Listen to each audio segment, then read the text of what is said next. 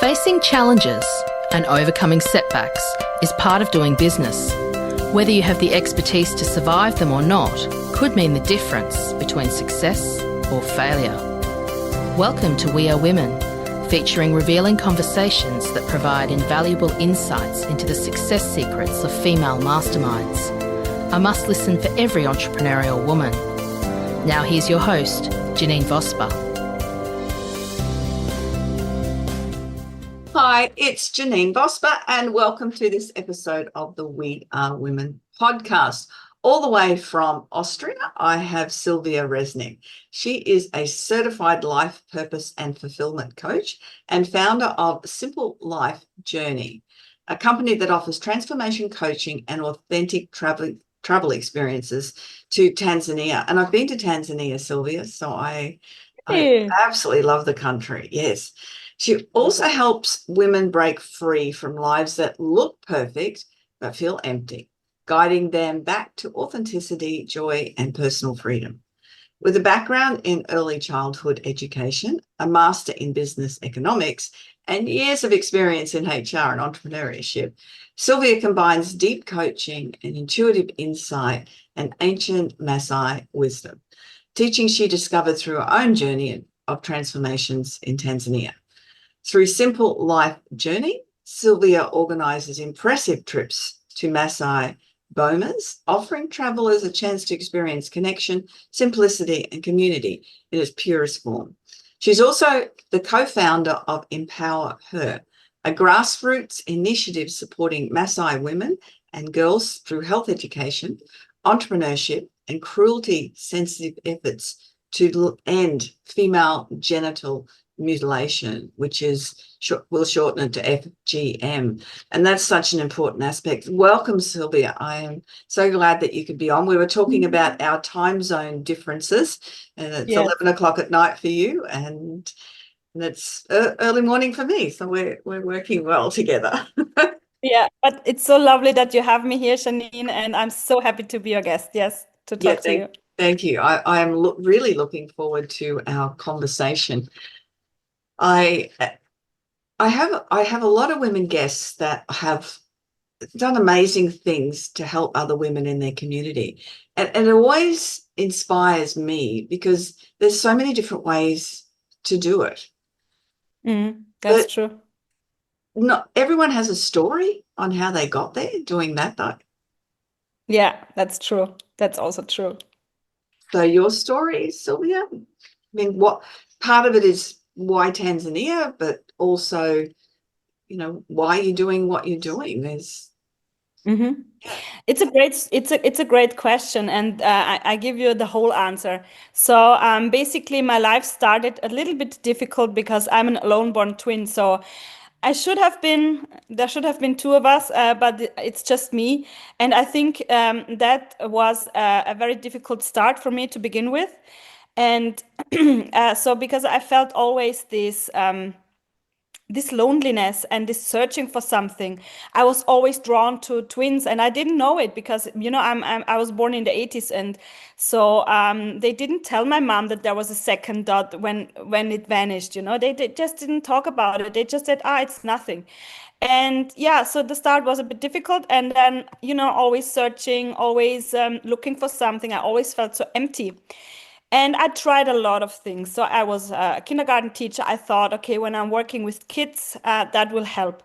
It helped a little bit, but not really. Then I became a human resource manager. So after my studies of business economics. And I was thinking, if I climbed the corporate ladder, then I will be fine. So I had really a good life.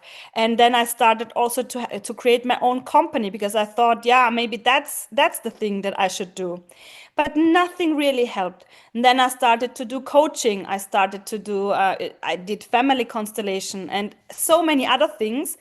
And also then 2020, I found out about my being an alone-born twin, as about this story. And everything helped me to get a little bit further. But the real breakthrough became when I was in Tanzania and met the Maasai people. And I think that was something where I reconnected with myself And also then seeing what happens to these women, I just felt so connected to women. And then I thought, yeah, that's where I want to work with. I want to guide women to this, to the same, yeah, to the same space. No, that's such an interesting story. And there's a few components in there. The Yeah. lone born twin, I've never heard that terminology before. Is that, I can imagine in the 80s that they wouldn't say anything. So how did you find out that So it was actually a spiritual thing, how I found out. And I was with my mom at this woman, and she's basically somebody who sees things. And I was, so my whole life I was very depressed and, you know, on and off, and I was very unhappy. And so I had this phase of being depressed again in 2020, when before or after COVID break broke out. And so we went there, and then she said that, and I said, that's nonsense, you know, stupid. And then my mom was looking at me and she said, I had a feeling that this is true, because when I remember, as I said, there were two dots in the beginning of the pregnancy, and afterwards there was just one. And she said that she felt that she lost the baby.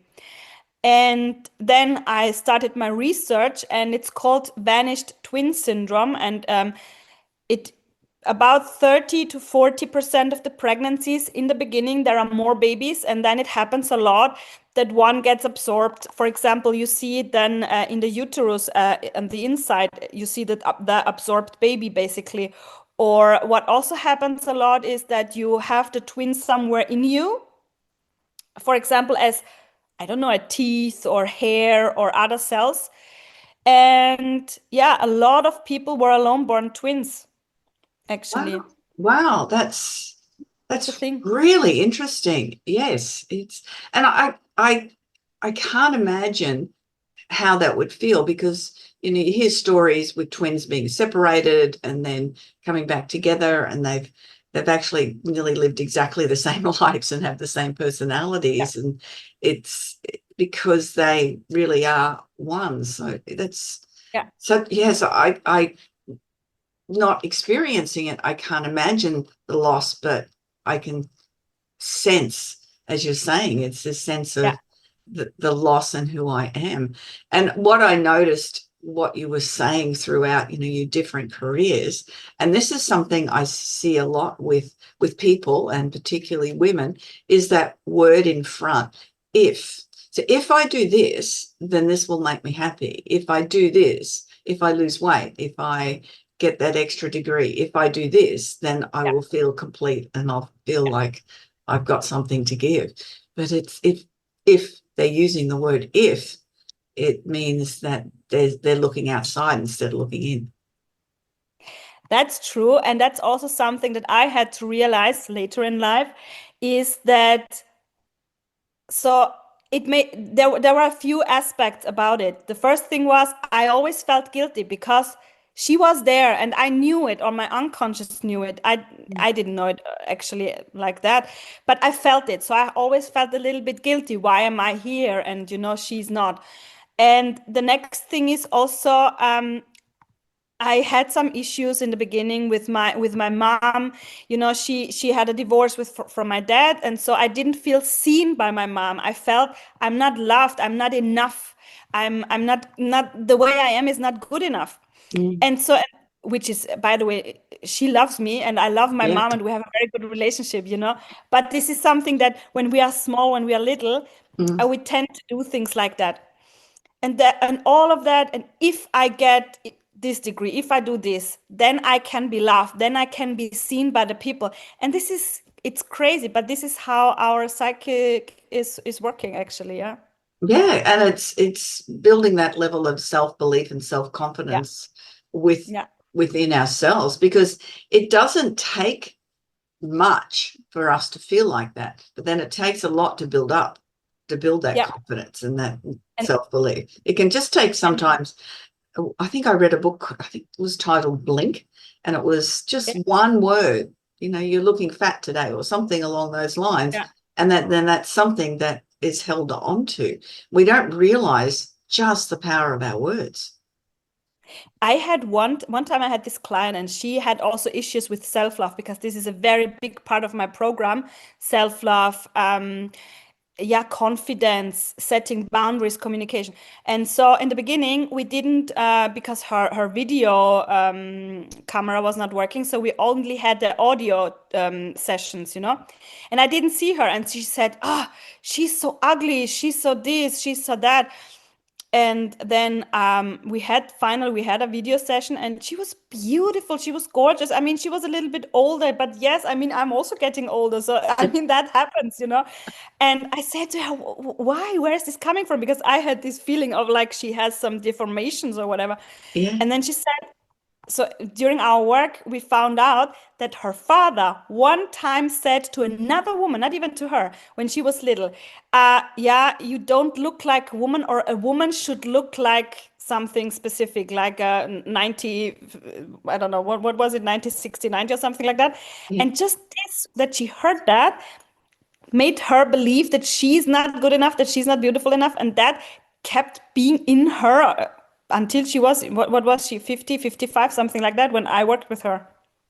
And It's crazy. amazing, isn't it, that our subconscious can take Yeah, ownership of those debilitating beliefs, and yeah, it holds with you your entire life.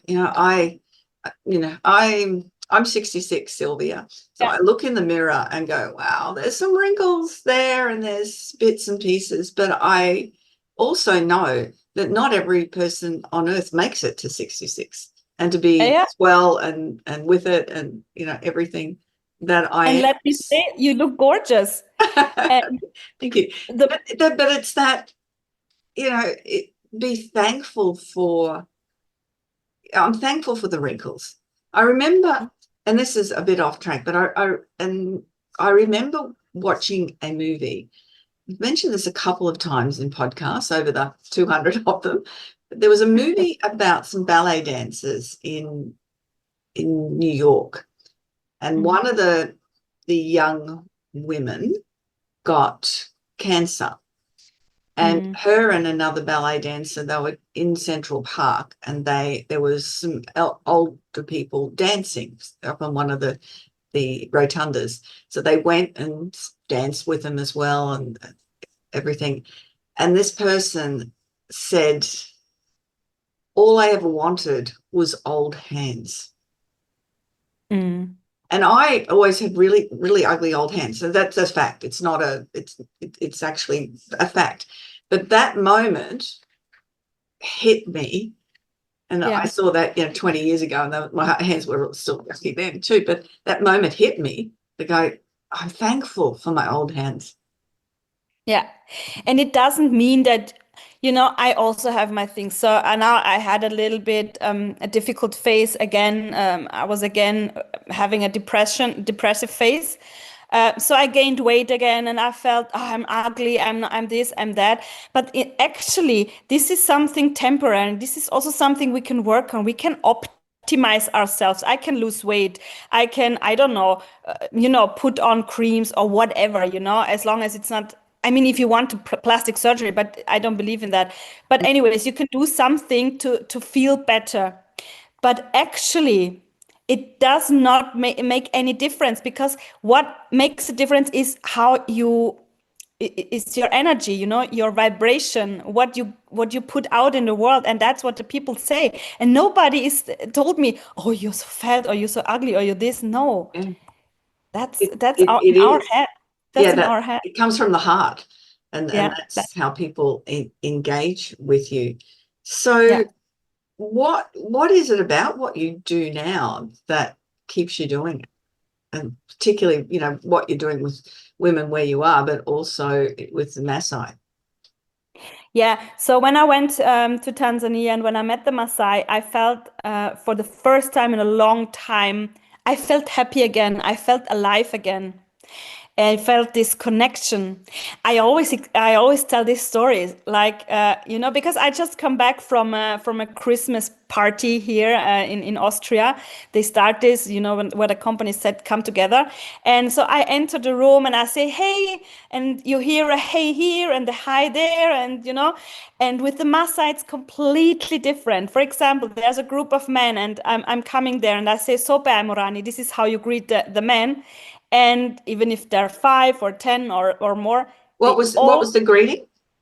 sopaya morani, as which means basically, hey guys, hey morani are the warriors, so Mhm, hello warriors, yeah. And mhm. then they have to say appa, and they say it in the chorus, they say it together.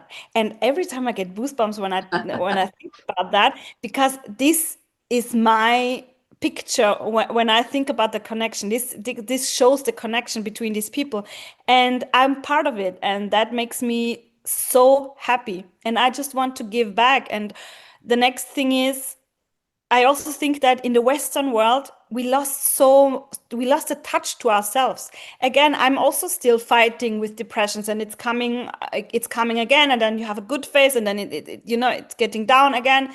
But to find this balance and to have not as bad episodes as before, and this is something that I'm still learning, and I want to give to the women out there what I want to show them and share with them what I've learned so far. And it's about reconnecting, it's about self-love, it's about all these things, setting boundaries.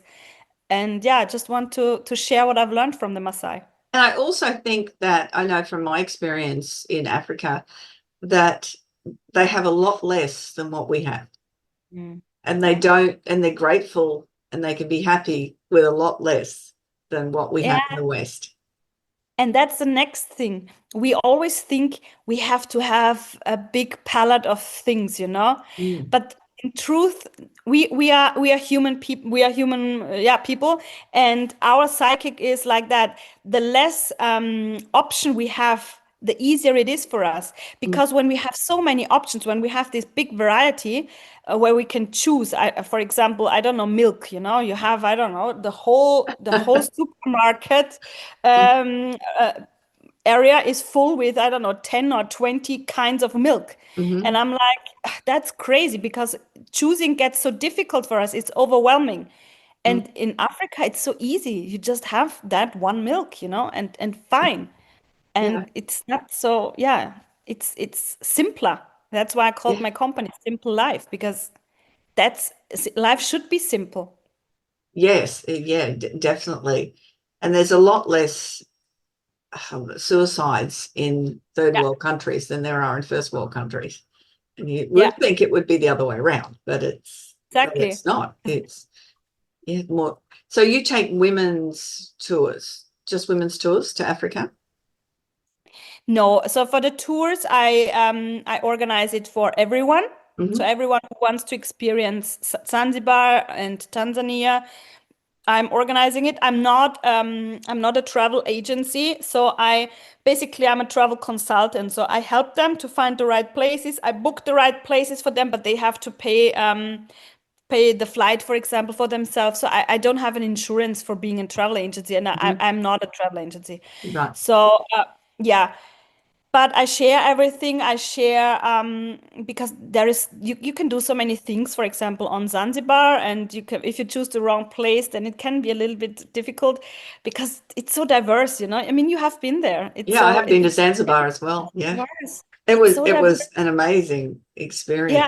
Yeah, and It's just so different than what I exactly. imagined it would be, and the history of slavery out of there as It's well. And we went. What are the small boats called? The the DAOs. dhows. Yes, so we went out on Yeah, a dhow for half a day, and it was just to be able to to float around, and it exactly. just experienced that as the calm, but it's not like floating on the water where I am here. It was a different place. It was a very different experience. Yeah.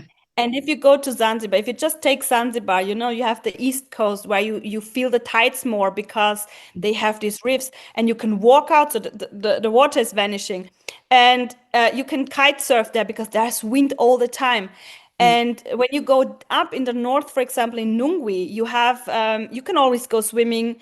The tides are not as you don't see them as much as you see them on the East Coast.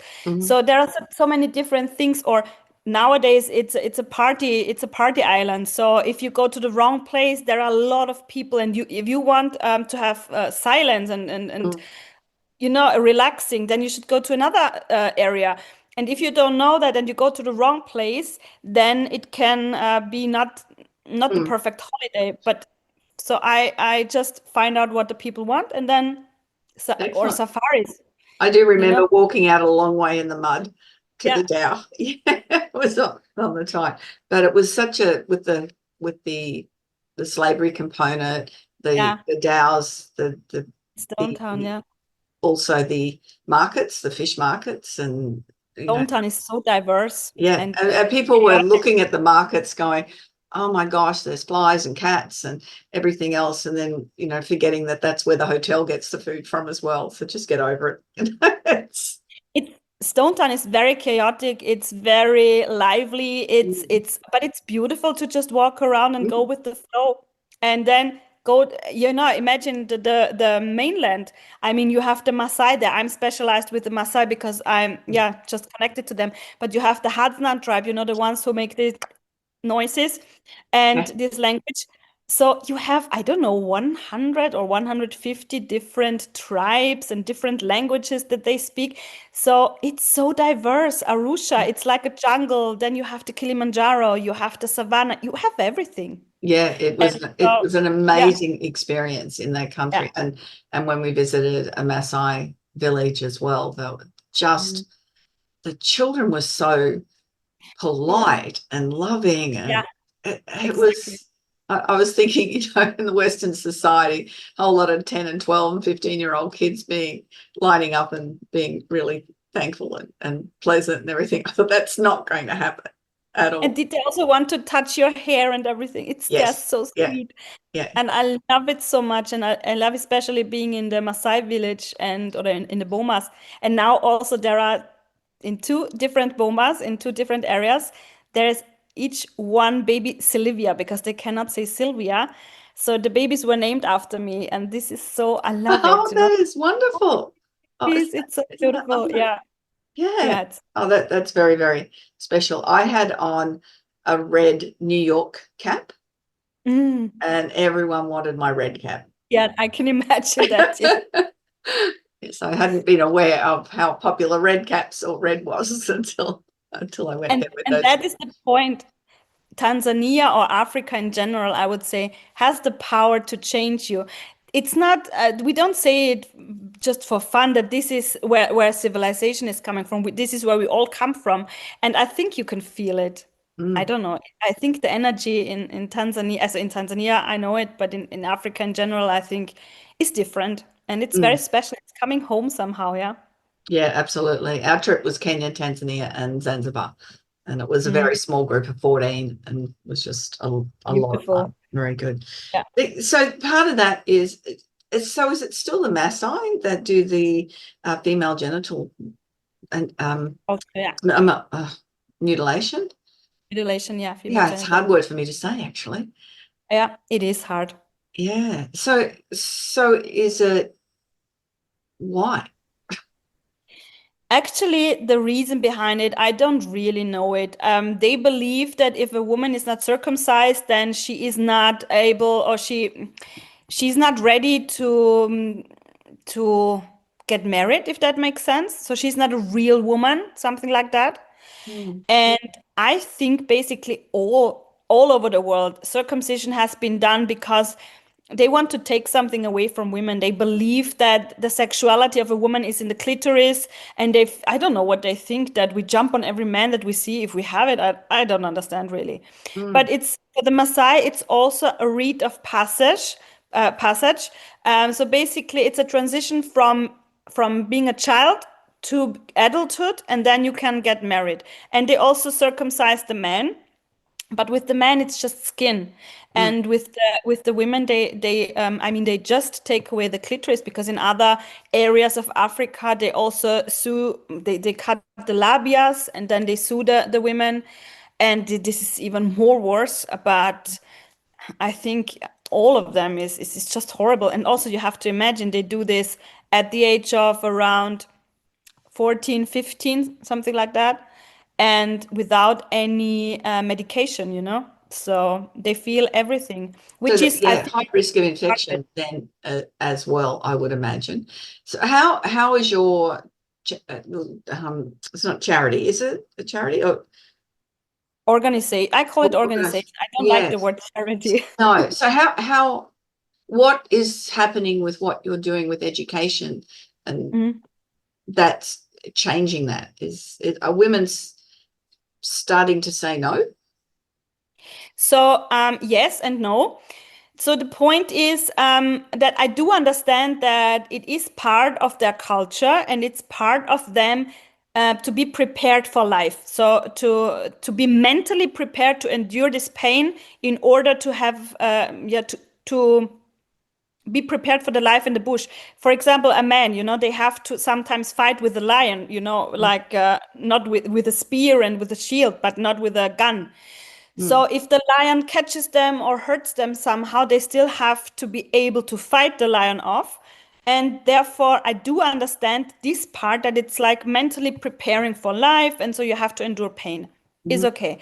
But for the women, again, it's something different. It has so many effects: sexuality, childbirth, they can have problems, and infections, as you said.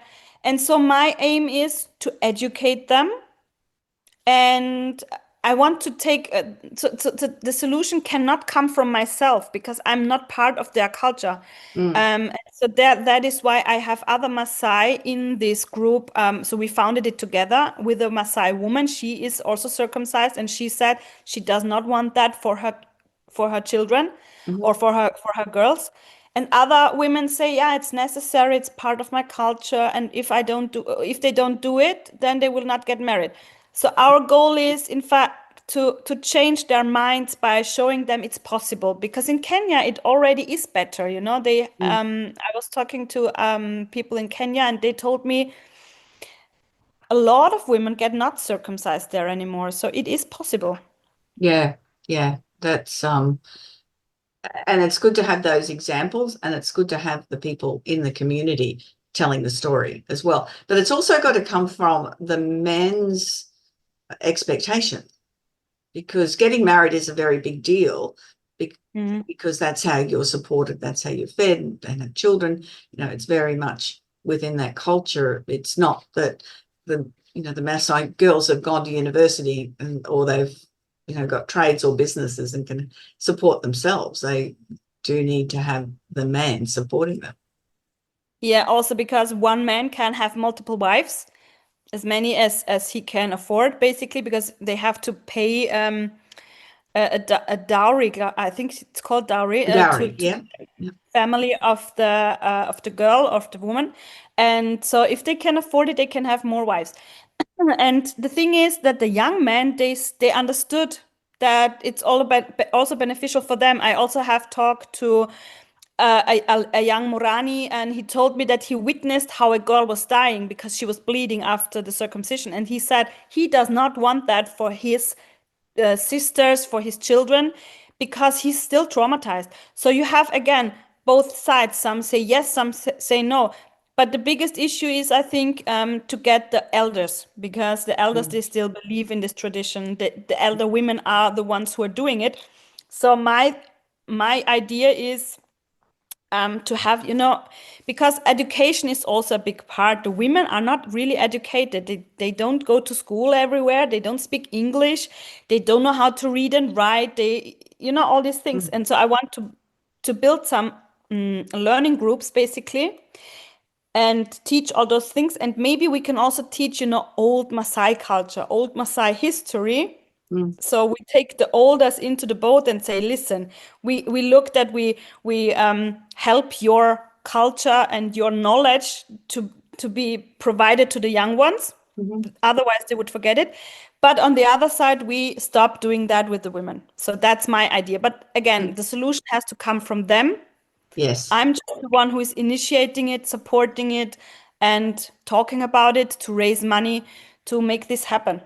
Yes, education is one of the ways to free those young girls and women. If without education, without being able to speak English, particularly because it is the universal language, they're restricted to what opportunities that they have in life. So That's yeah, absolutely. Which is very different than what you're doing with your business in Austria and clients that you work with, I imagine, from all different countries. That's even though, you know, we're talking about it going, oh, that's not nice, what's happening to them. But their lives are so much simpler. But as you said, the name of your business, lives in the West are not simple, are they? No, as I said before, it's we have too much of everything. And also, when I just look at the women, okay, it's like you have to be a wife, you have to be a mother, you have to be good in bed, you have to be a nice employee, you have to be this, whatever. So we have so many hats, and everyone expects something from us. And at the end of the day, we don't know who we are anymore. What do I want? So I have clients, when I ask them, what is it that you really want? And then she's like, I don't know. I don't have the time to think about it. So we are so disconnected from ourselves.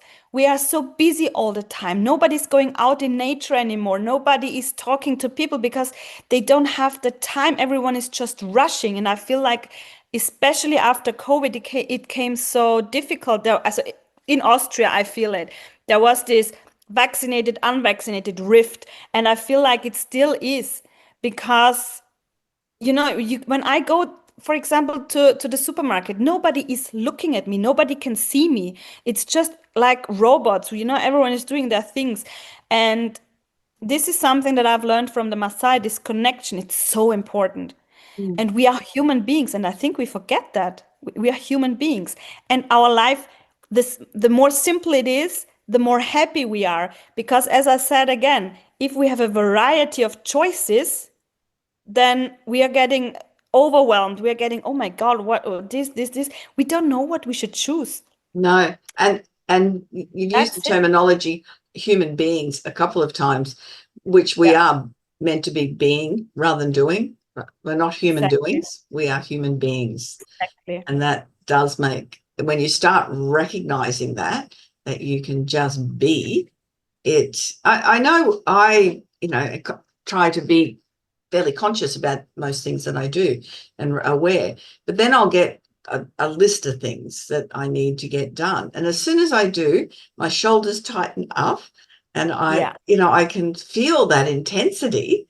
I go, that all it is because I'm just trying to get these things done, and I'm not just enjoying each part of that process. I'm jumping from one thing to the other. And I can observe it, but a lot of people can't observe it. They're not aware. The first step is being aware. Because if we are aware, then you can observe it. I mean, we are not perfect. And even for me, if I'm here in Austria, I get busy and then I forget. But after some time, I realize, hey, what are you doing? You're not being exactly as you said. I'm not living. I'm just functioning. And then I take a step back, I make a break, and then I connect myself. Also, my little dogs, they help me, to be fair, because I have to go out with them in nature, and we have a forest here, and I love walking there and touching I mean, that sounds stupid maybe, but I touch the trees, close my eyes, and then I just, meditate basically for a few minutes. And that helps me to be grounded. But yeah, it's really true. We are in the Western world, we forget about that. We are humans. We are. And I love that you touch the trees. I read an entire book written by a person that studied trees and it was in Germany, and it was how all the trees were connected to each other and how they all talked to each other. It Yeah. was amazing. It was just so enlightening, this book about, if one tree is struggling in the forest, other trees will send nutrients to that particular tree to help it. It's not something that you expect from trees. And I love that you said that. It's a great grounding for you. And I think it's so important for people just to get out in nature and turn up. Yeah. Yeah. It makes a big difference to do that. That is that one of the things that when you're working with people, you give them ideas that's going to work with them, for them to make life more simple. Yes. So when I work with people, I mix all those things that I have learned from the Maasai. And this is basically go back to nature, ground yourself, be in the moment. And those are the things. So I mix it together with all the other coaching techniques, with my questions, with, all the models that we have. And I also tell the stories of the Maasai. What are they doing? And I have created some rituals around these things, for example, a fire ritual where you look into the fire and you ground yourself and you let go of things and those kind of things, because fire is also a very important element. To look in fire when you're meditating, it helps you to reconnect with your consciousness. I don't know why it is, but staring at the fire is something so relaxing, and it's I love good. campfires. We do a lot of travel in our caravan, or when we've always camped, and sitting at a campfire, and just you can sit around a campfire with 20 people and nobody say a word. Everyone's just absorbed by the campfire. But other than that type of thing, how do people just go from their disconnection and distraction into being observant? So I always recommend them to go outside in nature, to just sit there or stand there or walk there, whatever. Some people, they cannot sit. Some people, they need to walk, so they need to be moving without their phones. That's very important, because this is coming from Japan, this forest bathing. So when you stay for 3 hours in the forest, that has a calming effect on your whole body. So everything goes down, all the stress hormones go down, and it lasts. It's really something that you keep. So this is something that I recommend. I also always recommend, and this is the number one thing, is meditation.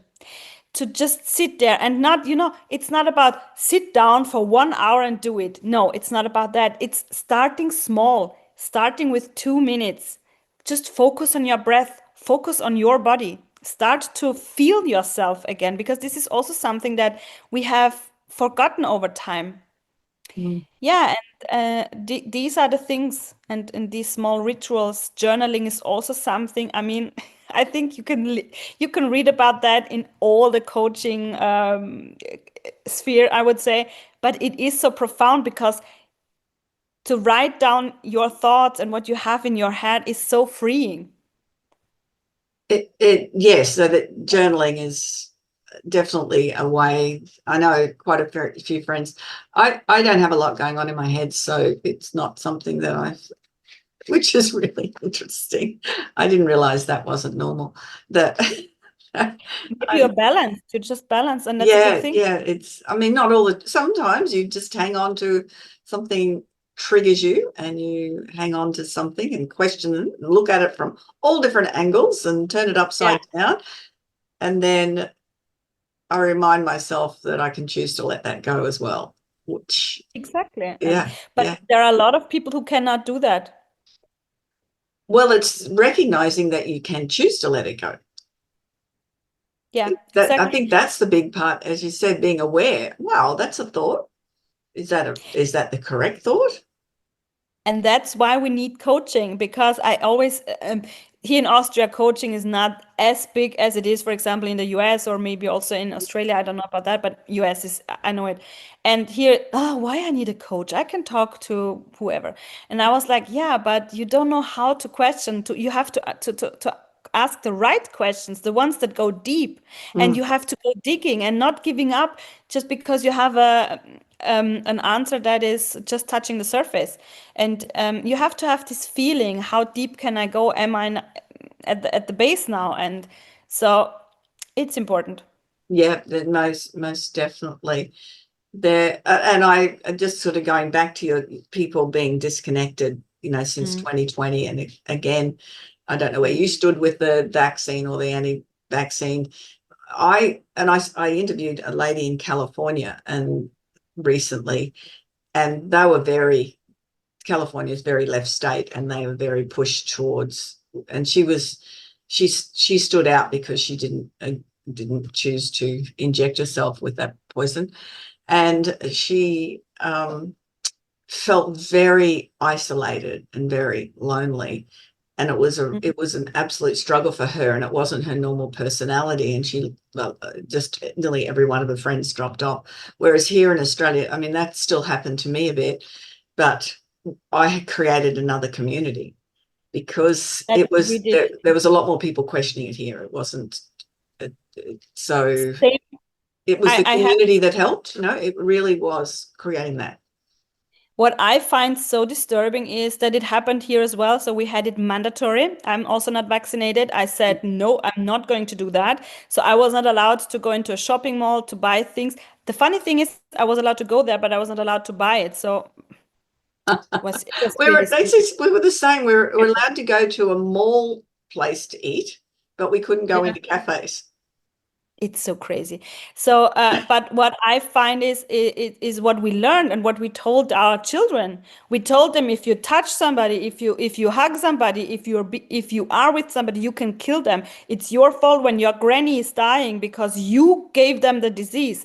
So we created this distance between us. Children were not allowed to play on the playground outside. I mean, outside, I saw people really in the forest. I was walking with my dogs in the forest with the mask, and they were afraid of my dogs. And I'm like, are you guys crazy? Somehow use your brain. Yeah. So it was really, really, they put a threat and anxieties in the people. And this is what I still feel. So we had a lot of children committing suicide in that time. Our children's psychiatrics are full.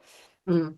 So many people are, yeah, it really, it's a mental crisis more than another crisis, I feel like. Yeah, Because absolutely. And there's so much anxiety with yeah, kids now. And that's whatever the point is, or wherever people stood, and everyone can make up their own mind. But a lot of people were yeah, forced here that they couldn't keep yeah, their you jobs too. unless they chose to do it, or they didn't choose to do it unless they did it. But it's that anxiety that created them and us, and it's also the anxiety about the death and all the lies that they told Yeah. with that. And that's part of what, working with women, as both you and I do now. They're anxious, their kids are anxious, and it's that intensity and is just on a daily basis. And it But really needs coaches like yourself, Silvia, to be able to help them through things. And the next thing is also that I wanted to mention is, if we do something with our body and we are forced to do it because otherwise you cannot work, you cannot travel, you cannot do this, so you have all these restrictions. And not everyone is as strong mentally as we are to say, okay, no, I'm not doing it, and I say it. So this is something that really did something with the people, and it's doing also something with your body. Then you put this poison in yourself and you actually don't want it, you don't believe in it. Mm. So that is something. And the next thing is also, we here in Europe, we came from COVID, you will die, it's like the pest, it's like this, to Ukraine, we have war, the Russians are coming, they're going to kill us, Third World War. And So And it's climate change, that's the other big climate one as change well. and everyone, and Israel and everyone, and and it's in every case you can only have one opinion. You can never say, okay, yeah, but those is whatever. No, you have always to have this one opinion, and I feel like walking towards really difficult times, and so I feel called to help the people stay grounded, awaken. Don't believe everything the media is telling you. Don't believe everything. Question it. Use your instincts. So that's some sort of Oh, no, mission that I'm 100% agree with you on that. If yeah. it just does it feel right? Is what they're telling you making you anxious? Well, then if it Mm. is, there's a very good chance it isn't right, because there's an agenda behind that. Exactly. And especially if the whole world is saying the same thing. Yeah. Then you have to think about it. If you cannot have a different opinion, if they, for example, we had this doctor, and he said from the beginning, no, that's not a good thing, the vaccine, for example, and then they took away his probation, so he cannot work as a doctor anymore. And 40 or 30 years he was a specialist, and all of a sudden he's a what they calling them. Uh, so we have this word queer thinker, like yeah, you're basically an alien and Yeah. bad. No, I get that. It's caused anxiety. Well, there's more work for you then, Sylvia. If there's more Yes, anxious so I people, will. I suppose there's one sort of silver lining with it. Yeah.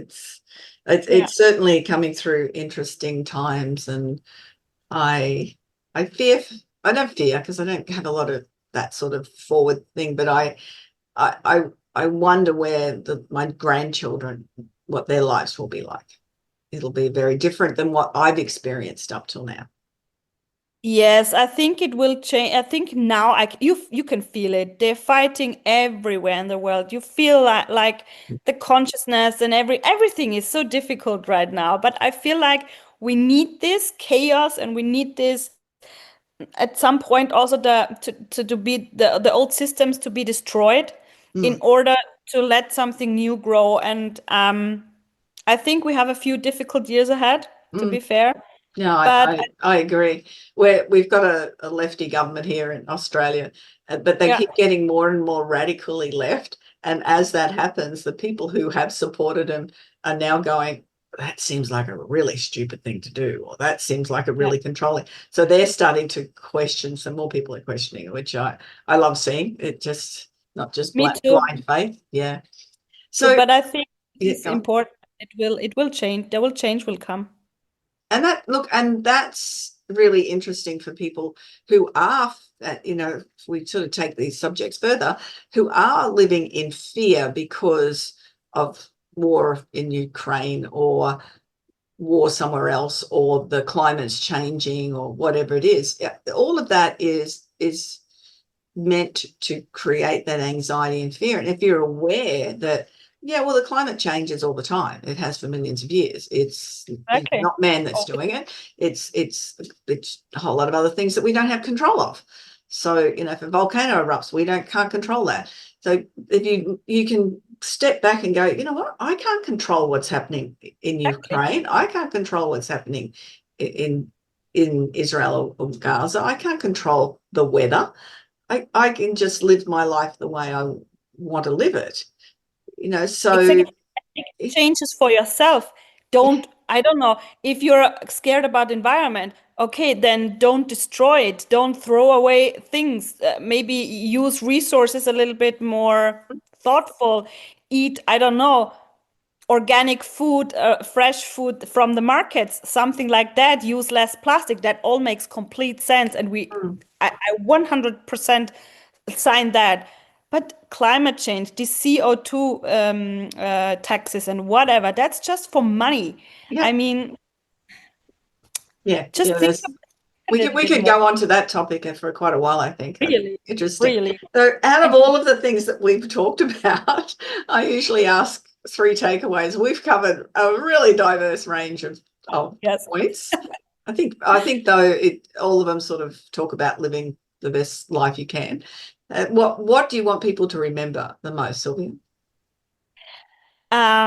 What do I want to remember? So my mission is to guide the people to a more conscious life, to reconnect with themselves, and to trust their intuition again, and to not believe everything that the media or whoever is saying to them. So this is the one thing: reconnect to yourself and be more conscious. The second thing is create a life that is simpler, because simpler means really happiness. It doesn't mean that you don't have, you should not buy nothing anymore, but just a little bit more simpler. And the third thing is come and visit Tanzania and the Maasai. And call me, I'll show it to you. I love it. When you mentioned about killing a lion, we were watching two lions for quite a while, a male and a female, and we were watching them for a while because they're very quick when they mate, and then they rest, and then they're quick, and then they rest. Yeah, Anyway, they do it a lot. they do it a lot. It Yeah. was across a river. A young Maasai boy was walking with goats, and as soon as the lions saw him, they were both on alert because they knew to fear. They didn't care about us being there, but they knew to fear this Maasai, even though it was a boy. It was really interesting. So cool. Yeah, I Yeah. know that. Yeah, it was. And again, fear is something that is learned. And this is learned over the generations. They learned, okay, Maasai are fierce warriors. Mm. Better stay away from them. Yeah, it was nothing. We didn't interrupt them. Nothing interrupted them until they saw that boy, and it was. Maasai. Oh, Yeah. yes, definitely. When everyone's listening to this, go to Tanzania, and we went to Kenya as well, Zanzibar, the whole area. Yeah. It's just fabulous, absolutely But fabulous. in my case, I have to say Tanzania and come to me. Yes, and work absolutely. with me and with my people. I'm almost only working with Maasai, with a few locals, but I'm specialized in Maasai. So I think that's brilliant. I think that's so important to do that, and that's part of what you talked about, is building connections and feeling connected to a community. How can people get in touch with you, Sylvia? So I have this website, simple-life-journey.com. And there you get all the informations. You have my number, you have my email address, you have everything. And you can just send me a message, tell me what it's about, and then we schedule an appointment and talk on Zoom, because I want to see the people.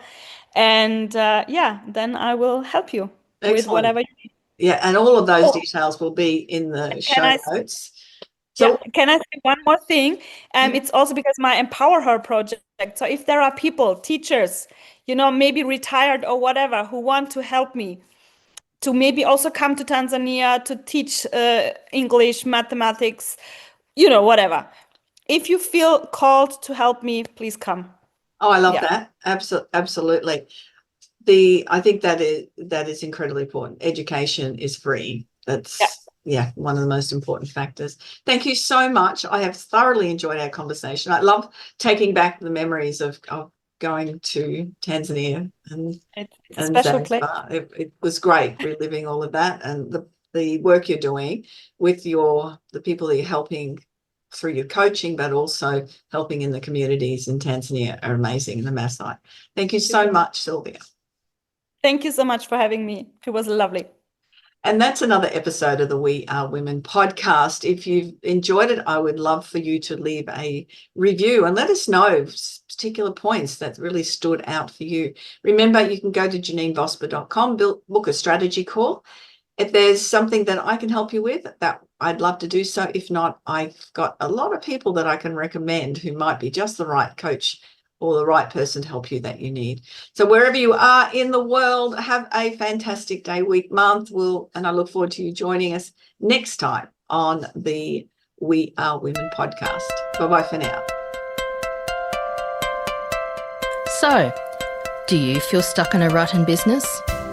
Visit speechperfect.com.au and download Janine's free ebook to avoid the 5 most common stumbling blocks women face in business. It's jam-packed, full of tips to overcome the barriers that could be holding you back from the success that you dream your business will be. We would love you to leave a review of today's episode and share this podcast with other women in need of entrepreneurial inspiration.